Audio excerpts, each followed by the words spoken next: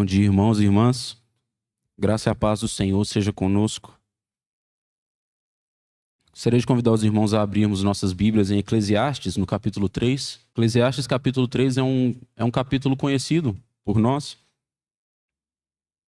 E dentro dessa temática de Eclesiastes, o pregador ele incomoda o leitor a refletir sobre o sentido da existência, os propósitos que o homem tem na vida, o que é digno que o homem faça, o que é digno que o homem persiga e que reflexo isso tem na existência dele. E eu queria ler com os irmãos a partir do versículo 10 de Eclesiastes capítulo 3, que diz assim: Tenho visto o trabalho que Deus deu aos filhos dos homens, para com ele os afligir. Tudo fez formoso em seu tempo. Também pôs o mundo no coração deles, sem que o homem possa descobrir a obra que Deus fez desde o princípio até o fim. Já tenho conhecido que não há coisa melhor para eles do que alegrarem-se e fazerem bem na sua vida. E também que todo homem coma e beba e goze do bem de todo o seu trabalho. Isto é um dom de Deus. Eu sei que tudo quanto Deus faz durará eternamente. Nada se lhe deve acrescentar e nada se lhe deve tirar. E isto faz Deus para que haja temor diante dele. O que é, já foi. E o que há de ser, também já foi. E Deus pede conta do que passou. Irmãos, esse texto é um texto que demonstra para nós o atributo eterno de Deus e a sua grande sabedoria, também pelo fato de ele ser uma pessoa que está externa ao tempo que nós vivemos. Então esse é um assunto que já foi trazido aqui por outros irmãos, né? Mas o Senhor ele não está retido, ele não está limitado pelo tempo, porque naturalmente, como nós sabemos, foi o próprio Senhor que criou o tempo. Então como ele poderia ser limitado por algo que ele mesmo criou? Então nós temos essa expressão no início da Bíblia, em Gênesis, no capítulo 1, que diz que no princípio criou Deus os céus e a terra. E um irmão propõe essa leitura com essa ênfase no fato de que o sentido desse versículo é que quando tudo começou, Deus criou os céus e a terra. Ou seja, quando tudo começou, Deus já estava lá. Inclusive, seria um versículo que poderia ser lido: Deus, no princípio, criou. Porque Deus está externo ao tempo. E estando externo ao tempo, ele vê todas as coisas que já aconteceram, que acontecem e que hão de acontecer diante dele, como se fosse uma tapeçaria. E nós, como seres humanos, nós anelamos entender sobre essa realidade. É difícil para nós conseguir capturar como pode, né, existir uma existência que está externa ao tempo, que está alheia à noção de tempo, que é superior à noção de tempo. Porque toda a nossa experiência aqui nessa terra é dependente da nossa noção de tempo.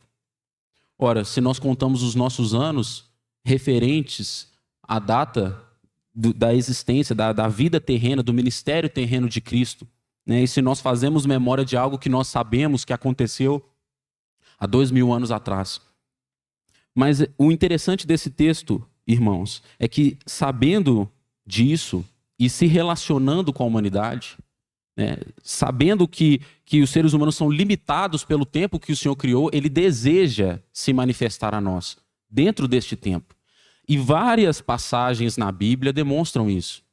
O Senhor ele faz esse movimento constante através da história de se relacionar com a humanidade. Isso acontece com Adão no Jardim do Éden. Depois da queda, isso acontece com Abel, quando o Senhor aceita o seu sacrifício. Isso acontece com Abraão, o Senhor faz aliança com Abraão, com os patriarcas. Isso acontece com José, o Senhor dando a José os seus sonhos. E assim por diante, acontece com Moisés, o Senhor faz aliança com o povo, ele escolhe o povo de Israel para si. E dentro dessa grande revelação, nós encontramos o ápice no ministério do Senhor Jesus e na razão do porquê nós estamos aqui e por que nós estamos diante desses elementos. Porque todo esse relacionamento e tudo aquilo que aconteceu durante a história, dentro do tempo, estava predeterminado, estava planejado e estava orquestrado conjuntamente para que essa obra perfeita de redenção fosse concluída por meio de Cristo. E o Senhor, ele deseja se relacionar conosco dessa maneira. Então, é muito impressionante como nós podemos nos identificar dentro dessa história, dentro do tempo. E de todos esses textos bíblicos que nós podemos ler e dizer, nossa, que impressionante. O Deus que criou o tempo, nos dias que nós vivemos, deseja se relacionar comigo, assim como ele se relacionou com aqueles que vieram antes de mim, e assim como ele ainda vai se relacionar com a humanidade e com a sua igreja na eternidade. Então eu queria destacar, irmãos, um texto também conhecido por nós, que foi mencionado recentemente, que é o texto de João, no capítulo 17. A oração sacerdotal do Senhor, como ela é conhecida, que o Senhor, naquele momento ali no jardim do Getsêmani, instantes antes de ser preso, para que ele fosse crucificado, para que a obra de redenção fosse consumada na história, ele começa a orar ao Pai, clamando ao Pai, buscando encontrar ali força e dando graças ao Pai por tudo aquilo que ele já havia manifestado através dele e ainda ia manifestar. E esse é um texto absolutamente impressionante para nós, irmãos, porque é um momento em que o Senhor, ele vocaliza a nós mesmos. Se nós pudéssemos nos incluir como uma citação dentro da Bíblia, é em João capítulo 17. Como se o Senhor nos citasse. Eu gosto de pensar que o Senhor tinha na sua mente, nos seus pensamentos, cada um de nós, cada um daqueles que ele iria salvar, pensando nos nossos rostos, nas nossas feições, naquilo que nós viveríamos, nos nossos desafios. E esse é um capítulo impressionante, eu convido os irmãos a lerem, a meditarem mais nesse capítulo em um outro momento, mas eu queria destacar com os irmãos o seguinte versículo.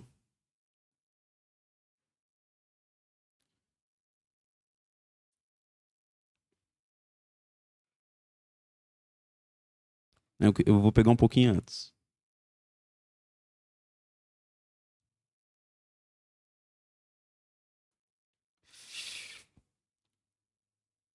Vamos ler a partir do versículo 17, irmãos.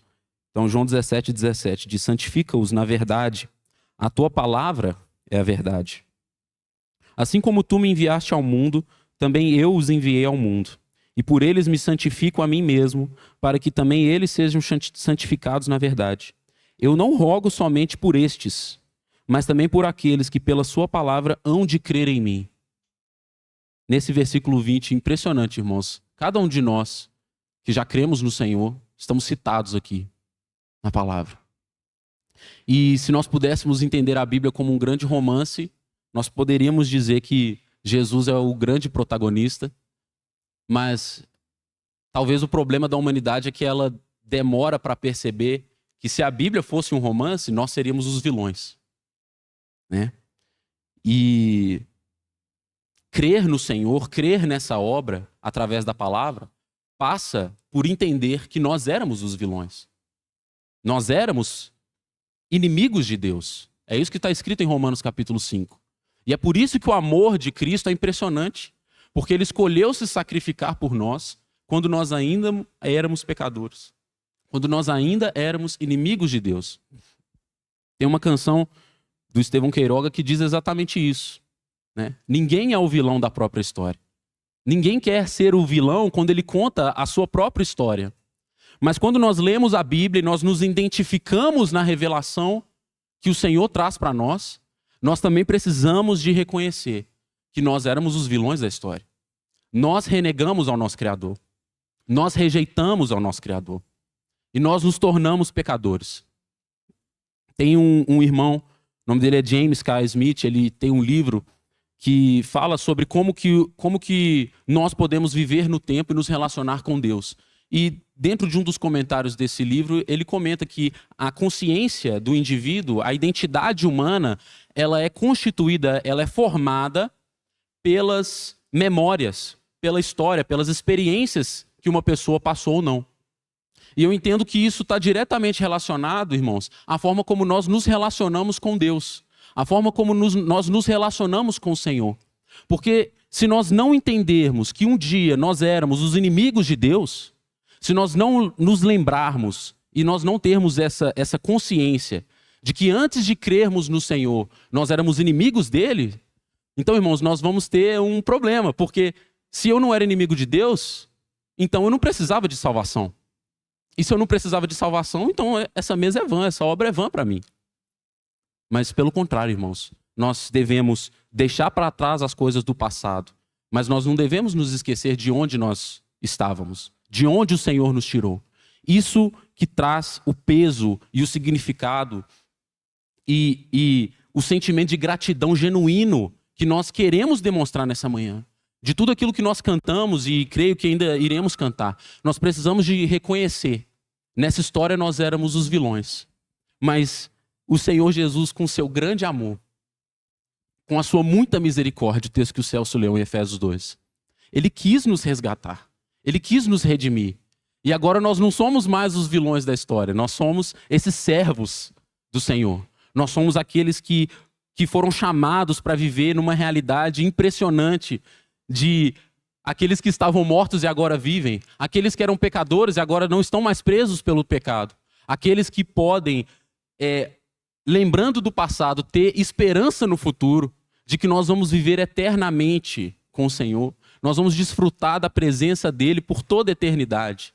E isso foi conquistado nesse momento, nesse ápice da história, nesse clímax, no dia em que o Deus eterno, encarnado, se entregou e morreu, e foi humilhado, foi rejeitado, foi envergonhado, para poder nos salvar. Irmãos, todos os dias da nossa vida, nós precisamos que isso nos impacte, nós precisamos que isso produza frutos dignos de arrependimento, frutos dos quais o Senhor se agrada. Isso não pode ser só uma informação que nós nos juntamos todo domingo e fazemos um ritual vazio de significado. E pode parecer redundante, irmãos, porque eu sinto que toda vez que eu venho aqui partir o pão, eu falo isso. Mas, irmãos, é justamente esse o convite que o Senhor faz para nós. Hoje é uma oportunidade para que nós que já cremos sejamos renovados. É uma oportunidade para aqueles que talvez entre nós, não sei se existe algum visitante entre nós que ainda não creu no Senhor, mas esse é um momento, ainda mais um momento, que o Senhor abre os braços e diz: vós que estáis cansados, vós que não tem esperança, vinde até mim. O Senhor, ele é aquele que quer nos dar esse descanso. E esse descanso é ele mesmo. No próprio capítulo 17 de João, o Senhor dá esse testemunho. Ele diz que a vida eterna é conhecer o próprio Senhor. É essa a vida eterna. O Senhor Jesus, ele é mais do que uma simples pessoa. Ele é o próprio sentido da nossa existência. Ele é a própria vida que nós podemos desfrutar. Irmãos, não façamos pouco caso disso. Não façamos pouco caso dessa obra. Participemos desse momento com discernimento. E à medida que nós vivemos os nossos dias aqui, e nós nos relacionamos e nos lembramos, e nós nos consolamos e esforçamos, e ajudamos uns aos outros a termos esperança para o futuro, que nós tenhamos muito claro, que não existe sentido, não existe razão, não existe propósito, não existe motivo além do Senhor Jesus. Tudo que está fora de Cristo é vão e vai deixar de existir, vai ser corroído. Então, é por isso que em Eclesiastes 3, o texto que eu li no começo, diz que o Senhor ele colocou o mundo no coração do homem. Algumas outras traduções, eu acredito que é até mais adequado, falam que o Senhor colocou a eternidade no coração do homem. Já falei isso com os irmãos, eu vou repetir. Irmãos, tem um buraco no nosso coração que é do tamanho de Deus. E obviamente é só Ele que vai suprir isso. Nós podemos viver os nossos dias, às vezes até já crentes, mas ainda sem compreender que o Senhor é a fonte da nossa satisfação, porque Ele é a nossa vida. Ele é o nosso sustento, Ele é a nossa esperança, Ele é a razão de estarmos aqui. Então, à medida que vivemos e enquanto participamos da mesa, que isso possa nos impactar mais uma vez. Senhor, nós te agradecemos, Senhor, porque nós éramos os vilões da história, Senhor. Nós éramos os teus inimigos e o Senhor, de uma maneira impressionante, totalmente constrangedora, Senhor. O Senhor escolheu o caminho, Senhor, da vergonha, Senhor, da humilhação, do vitupério, Senhor, do sofrimento, para que nós pudéssemos ser redimidos, Senhor. Quem somos nós, Senhor, para que o Senhor nos coloque em tão alta conta, Senhor? Quem somos nós, Senhor, para que o Senhor entregue o seu Filho para morrer em nosso favor? Senhor, quem somos nós? Nós somos nada, Senhor, diante de Ti, e por isso nós nos curvamos e nós abrimos a nossa boca para dizer nada além de bênção, Senhor, ao Teu nome, nada além de exaltações, porque o Senhor é digno, Senhor. E nós não queremos viver, Senhor, como nécios enquanto estamos aqui. Nós queremos realidade espiritual, Senhor. Nós rogamos a Ti enquanto participamos desses elementos, enquanto fazemos memória dessa obra maravilhosa, Senhor, que o Senhor aumente a nossa fé, que o Senhor restaure os nossos corações, que o Senhor nos encaminhe numa vida mais santa, Senhor, mais temente ao Senhor, mas que ama mais ao Senhor, para que a obra que o Senhor fez em nós, Senhor, não seja vã, e para que nós não, Senhor, de uma forma trágica, Senhor, coloquemos o Senhor novamente em vitupério. Tem misericórdia de nós, Senhor. E muito obrigado, Senhor, porque o Senhor nos permite participar. Muito obrigado porque naquele dia, no Getsemane, o Senhor orou por cada um de nós, por aqueles que haviam de crer no Senhor, e obrigado porque o Senhor um dia abriu os nossos olhos, e por isso nós estamos aqui, Senhor. Bendito é o Teu nome, Senhor. É em nome do Senhor que nós oramos. É o próprio Senhor quem convida todos aqueles que já creram nele a participar desse momento. Se há alguém entre nós que ainda não entendeu, que ainda não foi impactado por essa revelação maravilhosa, então considere essas palavras, busque entendimento, busque ao Senhor e, crendo, desfrute do pão da vida. Eu queria convidar os irmãos antes de partirmos o pão, cantarmos juntos o Rei da Glória, essa canção que mostra todo esse trajeto, né? O Senhor, sendo o Rei da Glória, já desfrutando dessa glória desde a eternidade passada, Ele se fez homem, Ele sofreu, Ele ressuscitou, e Ele virá em breve para nos buscar. Essa mesa fala dessa obra de uma forma completa, dessa história, dessa grande e maravilhosa história. Eu queria convidar, antes de partirmos o pão, a cantarmos juntos.